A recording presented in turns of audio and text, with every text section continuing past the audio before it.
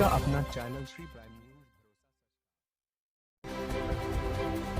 Special police officers, मैं जम्मू कश्मीर की SPO की बात करूं, काफी लंबा अरसा हो गया उनको गुहार लगाते, बट स्पेशल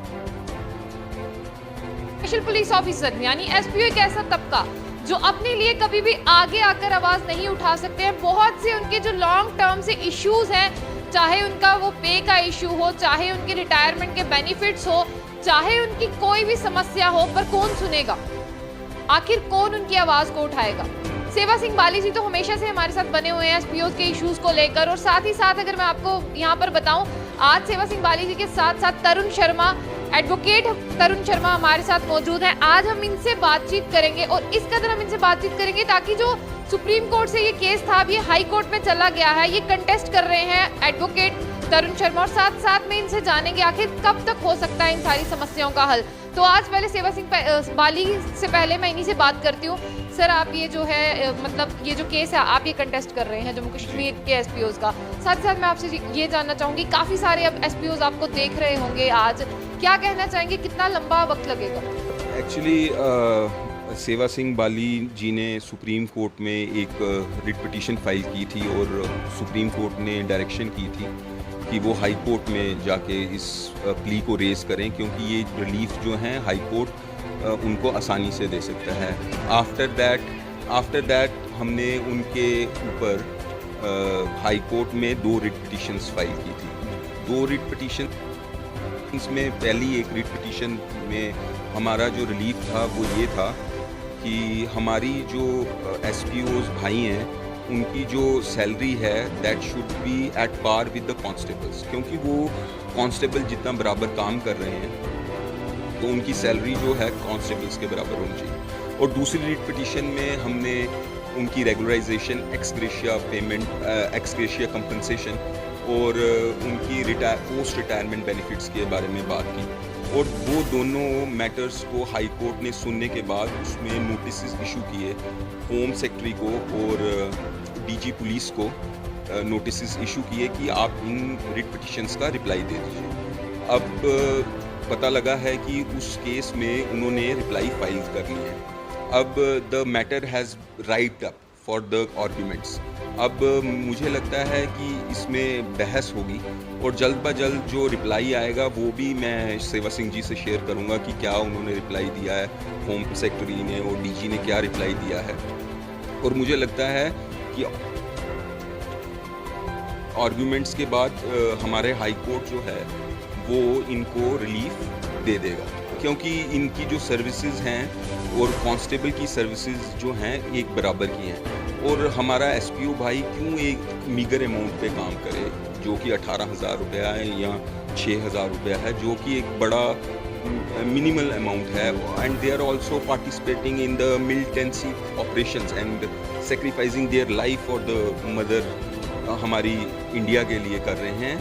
तो कांस्टेबल के बराबर उनको क्यों नहीं तनख्वाह देनी चाहिए? और एक केस बहुत स्ट्रॉन्ग है, तो सेवा सिंह जी से जितनी मदद हो सकी इस केस को इस मुकाम पे पहुंचाने के लिए उन्होंने पूरे एफर्ट्स किए हैं, और मैंने भी उसमें एफर्ट्स किए हैं कि कोर्ट से हमको मुतबातर तौर पे एक रिलीफ मिल सके।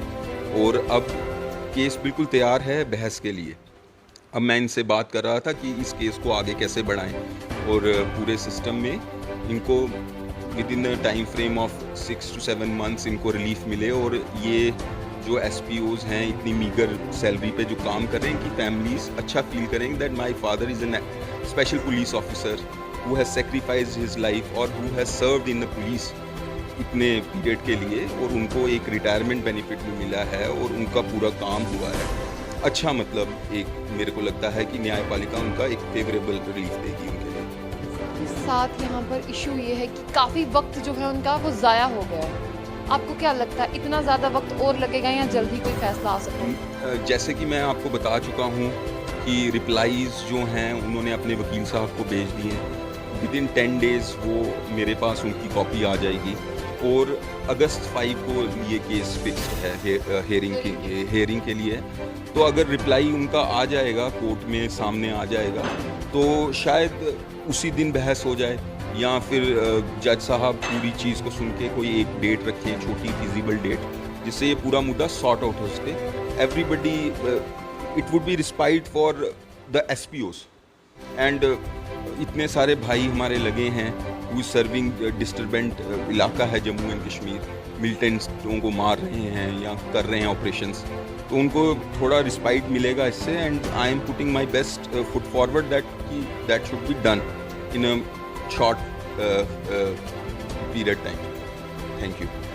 साथ ही साथ चलिए, देर आए दुरुस्त आए, थोड़े से ट्रैक पे तो आए, मेरे जो SPO भाई हैं वो खुश हो जाएं क्योंकि फाइनली वो दिन आ गया है जिसका वो वेट कर रहे थे। अब आगे क्या रहता है, लेकिन पहले सेवा सिंह जी से बात करेंगे। सेवा सिंह जी, बहुत लंबा आपका एफर्ट था, इसके बाद आप यहाँ तक पहुँचे, अब क्या कहना चाहेंगे आप, क्योंकि बहुत से लोग आपके साथ हैं, बहुत से लोगों की दुआएं आपके साथ हैं। सबसे पहले मैं आपका जो जम्मू बुलेटिन है, आपका और आपके चैनल का धन्यवाद करना चाहूँगा, और साथ में स्पेशली जो हमारे साथ एडवोकेट तरुण शर्मा जी, जो हमारे हाईकोर्ट के एडवोकेट हैं और हमारे जो पिटीशन वो पूरा देख रहे हैं, और इन्होंने भी यहाँ पर हाईकोर्ट में जैसे आप जानते हैं कि 2 पिटीशन फाइल करवाई सुप्रीम कोर्ट से होने के बाद, और यहाँ पर बिल्कुल मुनासिब टाइम में पिटीशंस फाइल भी करवाई और उसके बाद नोटिस भी इशू करवाए, रिप्लाई तक पहुँचाया, क्योंकि कोविड के दौर में काफ़ी टाइम भी लग सकता था, मगर इन्होंने जो मेहनत की है तो उसके लिए मैं इनका भी धन्यवाद करना चाहूँगा, और मैं आपका चैनल का भी धन्यवाद करना चाहूँगा। और ये महत्वपूर्ण जानकारी देना चाहूँगा कि पिछले काफ़ी समय से मैं जो हमारे जम्मू कश्मीर लद्दाख के SPOs हैं, हमारे भाई हमारे बहनें, उनको मैंने अपना एक परिवार का मेंबर माना है, और ये मैं कई बार कह चुका हूँ, और ये दिल से मैं कहता हूँ। जहाँ भी हमारा कोई SPOs भाई का कोई ऐसा मैटर आता है, कोई प्रॉब्लम आती है, तो मैं वहाँ खुद जाता हूँ, डिस्टर्ब इलाकों में भी जाता हूँ, क्योंकि जब परिवार कहा है तो मैं इनको दिल से मानता हूँ। और इस वक्त मुझे भी काफ़ी हद तक मेरे दिल में भी सुकून है कि मैंने जो एक संघर्ष शुरू किया था, कम से कम। और दूसरी बात, ये सबसे बड़ी बात ये कहना चाहूँगा कि अब गवर्नमेंट भी संज्ञान ले रही है, और इनके हक में गवर्नमेंट भी किसी हद तक, गवर्नमेंट का भी रिस्पांस है जो अच्छा हमें आ रहा है। क्योंकि मैं दिल्ली में भी गया, मैंने होम मिनिस्टर साहब से भी रिक्वेस्ट की थी, वहाँ पर एक मेमोरेंडम दिया था कि इनका जो रिप्लाई है वो बहुत जल्दी दिया जाए, ताकि ऑनरेबल हाई कोर्ट से जजमेंट आने में आसानी हो जाए और टाइम न लगे।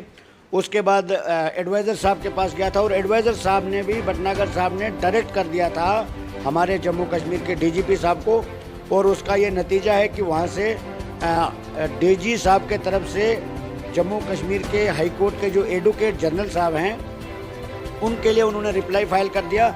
और आज मैंने एडवोकेट साहब के साथ मिलके ये बात इसलिए मुनासिब समझी, क्योंकि कानून जो है, कानूनी पॉइंट जो है, हमें मैं तो एक सिंपल पिटिशनर हूँ, जो बाकी कानूनी बातें हैं वो वकील साहब बेहतर जानते हैं। इसलिए हमने ये चाहा, मैंने परसों कहा था कि हम 1-2 दिन में हम अपने एडवोकेट साहब को सामने लाएंगे और वही ब्रीफ करेंगे जो इस वक्त प्रेजेंट टाइम पे SPOs का जो केस है वो किस हद तक पहुंच चुका है। और अब एक बात मैं आपको ये भी बताऊंगा कि इस मुद्दे को लेकर मैं देश के प्रधानमंत्री तक पहुंचा हूं, देश के होम मिनिस्टर तक पहुंचा हूं, एडवाइज़र साहब तक पहुंचा हूं, प्रिंसिपल सेक्रेटरी होम से गुहार लगाई है, DG साहब से गुहार लगाई है, और दूसरी तरफ हिंदुस्तान की सबसे बड़ी अदालत यानी सुप्रीम कोर्ट ऑफ इंडिया तक गया हूं। अब मेरे हिसाब से, एक आम नागरिक के होने के हिसाब से मैं ये भी कहूँगा कि अब इससे आगे कोई रास्ता भी नहीं बचता है। तो अब अगर जम्मू कश्मीर लद्दाख के SPOs को आज भी इंसाफ मिल जाता है तो मेरा ये मानना है कि सुबह का भोला शाम को घर आ जाए, उसको हम भोला नहीं कहेंगे।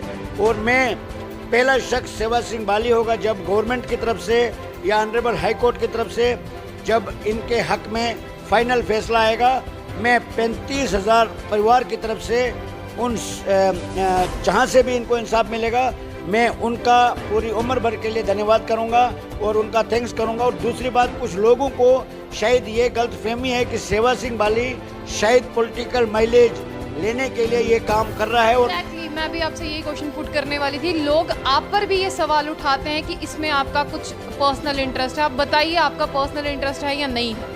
पर्सनल इंटरेस्ट मेरा होता तो मैं 6-7 साल से SPOs को लेके लड़ रहा हूँ। और मैं SPOs तो सभी जानते हैं कि SPOs बजाते खुद प्रोटेस्ट नहीं कर सकते। मैं उनके परिवार को, अगर मुझे अपनी लीडरशिप लीडरशिप या अपने आप को आगे ले जाना होता तो मैं इनके परिवार को कहता, क्योंकि ये उनका मैटर है, मेरा तो नहीं है। उनके परिवार को मैं कह सकता था, उनके बच्चों को मैं कह सकता था कि आप सड़कों पे आइए, हम प्रोटेस्ट करेंगे। तो मैंने आज तक भी किसी भी एसपीओ या उसके परिवार को आज तक पिछले 6 साल से, जैसे आप जानते हैं दूसरे मुख्तलिफ ट्रेड यूनियंस के लीडर हैं, महीने कई महीनों तक उनको सड़कों पर रखते हैं और आज तक उन्होंने उनके लिए क्या हासिल किया है देखने को कुछ नहीं मिलता है। यहाँ तक कि डेली वेजर जो है इस वक्त उनको कई महीनों से तनख्वाह भी नहीं मिलती है। मैं ये दावे से कह सकता हूँ मैंने जम्मू कश्मीर के एसपीओ के लिए जो काम किया है वो किसी से छुपा नहीं है। और दूसरी बात, मैंने यहाँ तक एक गवर्नमेंट ऑफ इंडिया से एक ऑर्डर पास करवाया था कि जम्मू कश्मीर लद्दाख के एसपीओ को हर महीने की 7 तारीख से पहले उनको सैलरी मिल जानी चाहिए और वो रिपोर्ट जो है पुलिस हेडक्वार्टर में आ जानी चाहिए, नहीं तो इनको भी टाइमली सैलरी नहीं मिलती थी। और इस वक्त 18,000, 12,000, 15,000, 9,000 जो इनको एक टाइम पीरियड फिक्स करके किया है। और हमने ये कहा है कि इनके साथ नाइंसाफी है, क्योंकि ये ड्यूटी 24 घंटे करते हैं, कांस्टेबल की तरह काम करते हैं, तो फिर इनमें सैलरी में इतना फर्क क्यों? इसलिए हमने सुप्रीम कोर्ट तक पहुंचे। अब कोई रास्ता बचता भी नहीं है कि अब इससे आगे हम कहाँ जा सकते हैं। इसलिए और दूसरी बात जो आप कह रहे हैं, अगर मुझे ये करना होता, जैसे लीडर जो होते हैं वो सिर्फ इलेक्शन के दौर में नजर आते हैं। सेवा सिंह बाली किसी से सर्टिफिकेट लेने की कोई जरूरत नहीं है। मीडिया जो है हर मुद्दे को उठाती है और मीडिया जो है जिस तरीके से 4th पिलर कहा जाता है डेमोक्रेसी का, और उसमें आप भी हर वक्त हमारी बात को कवर करते हैं और गवर्नमेंट तक आपने भी टाइम टू टाइम पहुंचाया है। और मैं ये भी कहना चाहूँगा कि वो किसी से कोई बात छुपी नहीं है। मैं हर वक्त एक्टिव रहता हूं, इनके मुद्दे के साथ जुड़ा हूं, जैसे एक परिवार का सदस्य होता है उस तरीके से। अगर पॉलिटिकल माइलेज वाली बात होती है तो जब इलेक्शन का पीरियड होता है उस वक्त मैं भी आ जाता सामने, जैसे आम लीडर आते हैं। और मैं उन लोगों को यही बताना चाहता हूं कि वो बरसाती मेंढक हैं। मैं एक हमेशा जिसको बोलते हैं कि हर महीने में, हर साल के 12 महीने में जिस पेड़ पे पत्ते होते हैं वो है सेवा सिंह बाली। और सेवा आपने सिंह बाली मेरे ही इंटरव्यू में कहा था कि आप मुझे सीएम बना दीजिए, मैं ही इनका मसला हल कर दूंगा। तब भी लोगों ने आपको क्रिटिसाइज किया था, शायद ये सीएम बनने के लिए कर रहे हैं। सीएम बनने के लिए नहीं, मैंने गवर्नर में आज भी कहता हूँ क्रिटिसाइज करना क्या है। मैं एक हिंदुस्तान में एक आम शहरी होने के जो आइन हिंद ने मुझे जमहूरियत दी है बोलने की, उसी को मैं उसी आज़ादी को लेके अपने हक और इनके हकूक के लिए लड़ रहा हूँ। बाकी मैं इलेक्टेड पंच भी नहीं हूँ। मैं अभी जो मैं आपको कहता हूँ, और पूरे देश में इनका मुद्दा मैंने उठाया, पूरा देश मुझे सपोर्ट में आया। तो क्या जम्मू कश्मीर की गवर्नमेंट को आज तक भी एहसास नहीं हुआ? मैं आज भी कहता हूँ कि मुझे 6 महीने अगर इनको खतरा है तो 3 महीने के लिए मुझे जम्मू कश्मीर का लेफ्टिनेंट गवर्नर बना के दे देंगे। मैं कोई सैलरी नहीं लूंगा, क्योंकि जम्मू कश्मीर में लीडरों ने या यहाँ के एडमिनिस्ट्रेटर ने कुछ रखा, इनके पास कुछ नहीं है। तो मैं आज भी कहता हूँ मैं न सैलरी लूंगा, न मैं एकोमोडेशन लूंगा, न मैं ट्रांसपोर्ट लूंगा। मैं एक पॉलिसी के तहत चलूंगा, क्योंकि यहाँ पर जो है ऐश व अशरत पर जो पैसा खर्च होता है वो इन गरीबों को दिया जाएगा, तो यहाँ पर बेरोजगारी खत्म हो सकती है। और जो एक तरफ से आप ये बात मान के चलिए कि जम्मू कश्मीर लद्दाख, हमारे जम्मू कश्मीर के लिए अरबों रुपया जम्मू कश्मीर की हालात को ठीक करने के लिए खर्च किया जाता है। दूसरी तरफ जो हमारे पढ़े लिखे नौजवान जो देश के लिए मर मिटने के लिए तैयार हैं, शहादत तक दे रहे हैं, सुसाइड तक कर रहे हैं। अब एसपीओ की ये नौबत आ गई कि कुछ दिन पहले डोडा में एक भाई ने सुसाइड भी कर लिया और उनको मात्र 200 रुपये दिन का दिया जाता है। ये कौन सा इंसाफ है? मुझे क्रेडिट नहीं चाहिए। मैं कहता हूं कि कोई भी लीडर, कोई भी पॉलिटिकल पार्टी का लीडर आके या कोई भी गवर्नमेंट आके इनका मसला हल करे। सेवा सिंह बाली पहला शख्स होगा, वो उसके जाके उसको सलूट करेगा और मैं खुद ऐलान करूंगा कि सारा क्रेडिट इसको दे दो। मैं सिर्फ ये चाहता हूं कि जम्मू कश्मीर लद्दाख के एसपीओ मजीद सफर नहीं कर सकते, इसलिए मैंने देश की बड़ी अदालत, देश के सबसे बड़े टॉप लीडरशिप तक पहुंचा हूं। जम्मू कश्मीर में बार बार चीख कर बोल रहा हूं और बाकी मुझे क्रेडिट लेने की कोई जरूरत नहीं है। मैं आज भी यही कहता हूं, कल भी यही कहा था, आज भी कहता हूं और कल भी यही कहूंगा कि जम्मू कश्मीर लद्दाख के एसपीओ जो हम सब की हिफाजत करते हैं वो मजीद सफर नहीं कर सकते। अब कहीं ऐसा ना हो कि हम मजबूर हो जाएं। अब मैं भी रुक नहीं सकता हूं, अब मैं मजबूर हो जाऊंगा। मैं इनके परिवार को लेकर सड़कों पे आने के लिए मजबूर हो जाऊंगा, क्योंकि आज तक हमने जो देश ने हमें इजाजत दी है, हमने बगैर किसी प्रोटेस्ट के पीसफुली तरीके से हमने इस मुद्दे को चलाया है। जो एक बाकायदा तौर से जिस तरीके से हमने कोई वायलेशन आज तक नहीं किया, हमने कानून के पास हमने गुहार लगाई, हमने सुप्रीम कोर्ट में पहुंचे, हाई कोर्ट में पहुंचे और गवर्नमेंट के तक पहुंचे। इसलिए मैं यही कहना चाहता हूं कि अब जम्मू कश्मीर के एसपीओज को जो है इंसाफ मिल जाना चाहिए। और मैं धन्यवाद करना चाहूँगा एडवोकेट साहब का, क्योंकि इन्होंने जिस तरीके से हमें आश्वासन दिया, क्योंकि कानूनी पॉइंट जो होते हैं हम ज़्यादा नहीं जानते हैं, ये हमसे बेहतर जानते हैं। और इन्होंने हमें ये बताया कि बहुत जल्द जम्मू कश्मीर के एसपीओज की सैलरी बराबर कांस्टेबल के तर्ज पर हो जाएगी, ये इन्होंने कमिटमेंट किया है। क्योंकि कोई भी काम करने के लिए टाइम लगता है और आजकल कोविड के दौर में भी 8 मार्च में सुप्रीम कोर्ट में हेयरिंग हुई, उसी दिन वहां से ऑर्डर पास हो गया। जम्मू में कुछ चंद महीनों के अंदर अंदर पिटीशंस बनाई गई, तैयार कराई गई, पिटीशंस फाइल हुई, उसके नोटिस इशू के रिप्लाई तक आ गया। अब इससे ज़्यादा क्या कर सकते हैं हम ऑनरेबल हाई कोर्ट का भी धन्यवाद करना चाहेंगे, क्योंकि उन्होंने भी इनका जो मुद्दा है ये संज्ञान में लिया है, क्योंकि ये डिजर्व करते हैं। इसलिए मुझे पूरा भरोसा है कि मैं अब हमारे एसपीओ को ज़्यादा देर इंसाफ के लिए इंतज़ार नहीं करना पड़ेगा। और इसीलिए मैंने मुनासिब समझा कि हमारे एडवोकेट साहब खुद आज हमारे जो एसपीओ भाई और बहनें हैं उनको सामने आके बता दे, ताकि उनको भी पता रहे कि हमारा केस इस वक्त किस स्टेज पर है और किस पोजीशन पर है। इसलिए मैंने मुनासिब समझा और मैं आपका धन्यवाद करना चाहूँगा, क्योंकि आपने भी हमें टाइम दिया बोलने का और हमारी पैगाम को आगे एसपीओ तक पहुँचाने के लिए आपने जो हमें टाइम दिया। आपका अपना चैनल श्री